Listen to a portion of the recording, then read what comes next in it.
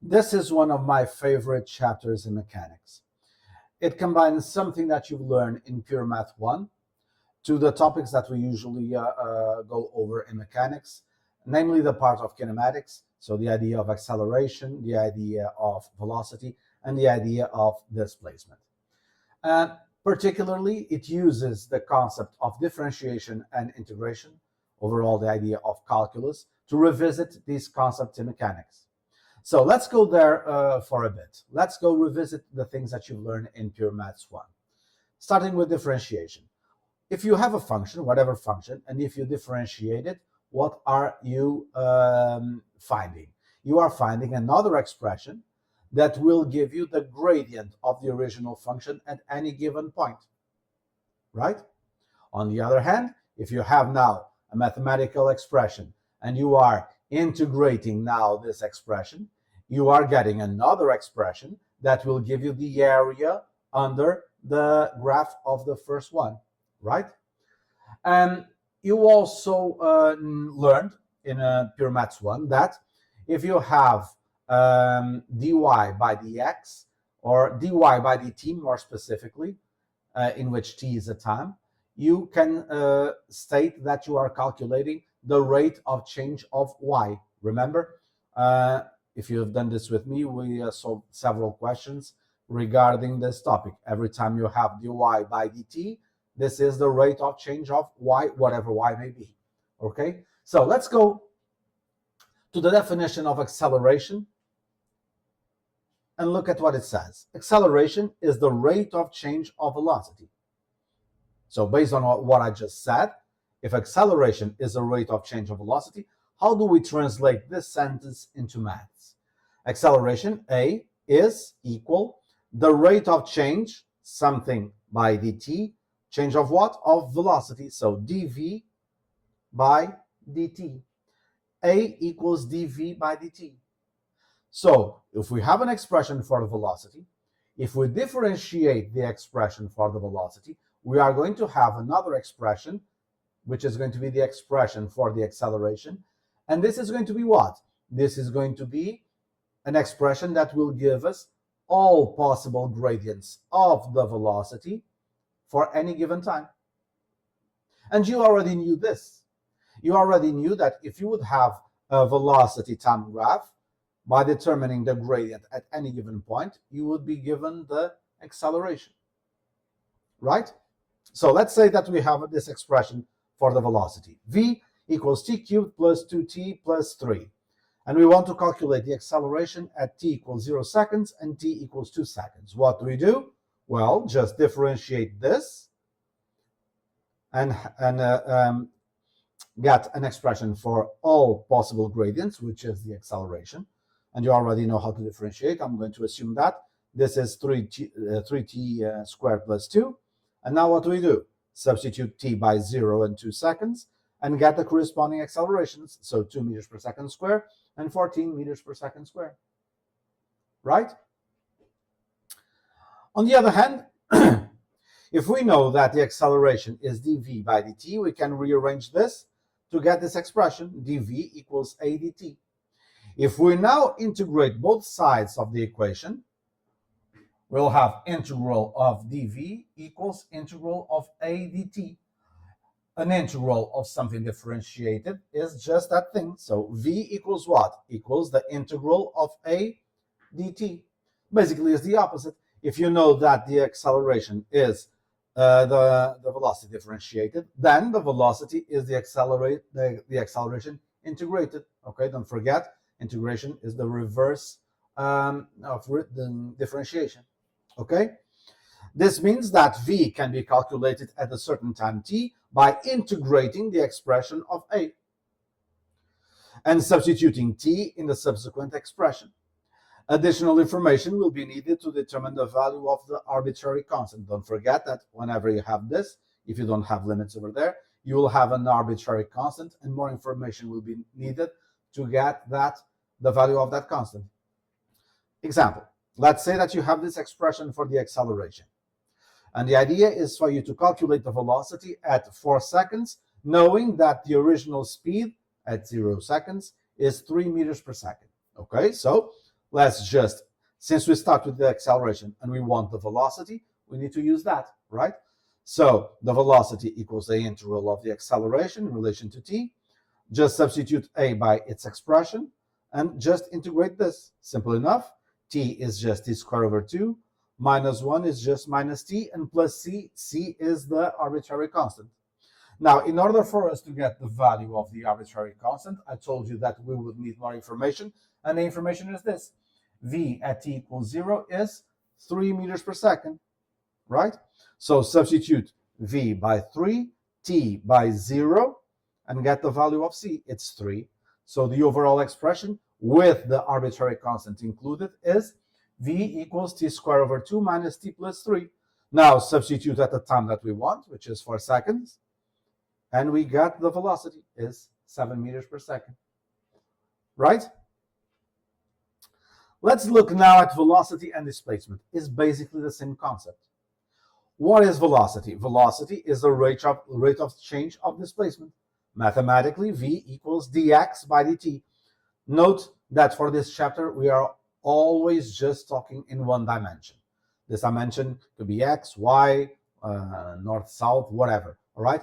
For the purpose of this of these notes, I'm just using the x direction, okay? That's why I just use dx. Could be dy or d whatever, by dt. So this means that v can be calculated at a certain time t by differentiating the expression of x and substituting t in the subsequent expression.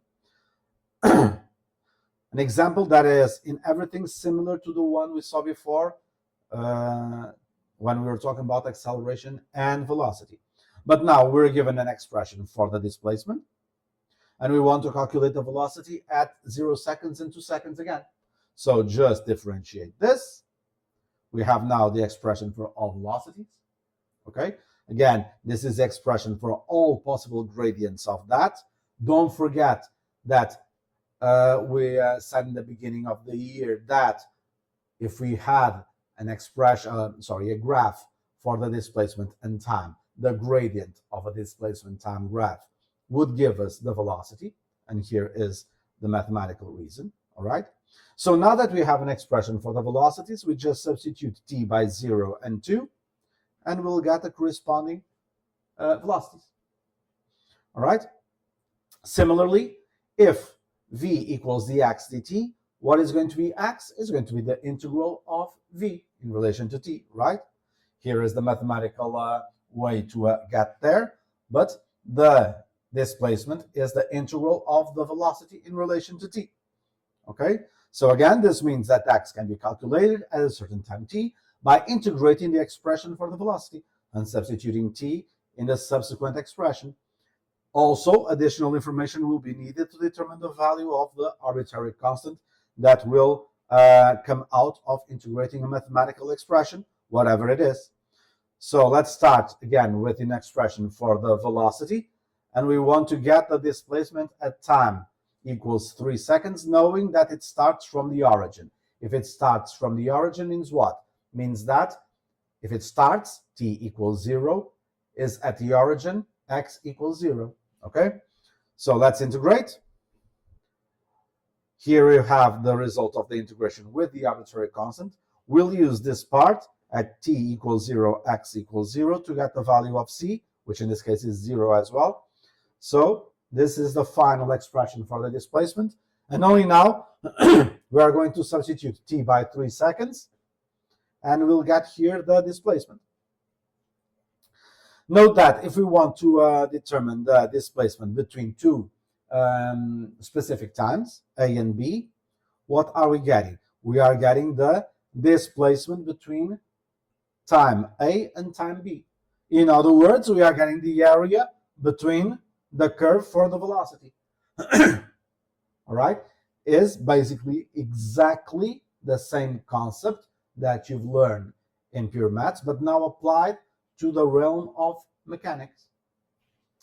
We can go a little bit further and talk about the second derivative. If the acceleration is the outcome of differentiating the velocity, and if the velocity is the outcome of differentiating the displacement, then the acceleration is the second derivative of the displacement. All right?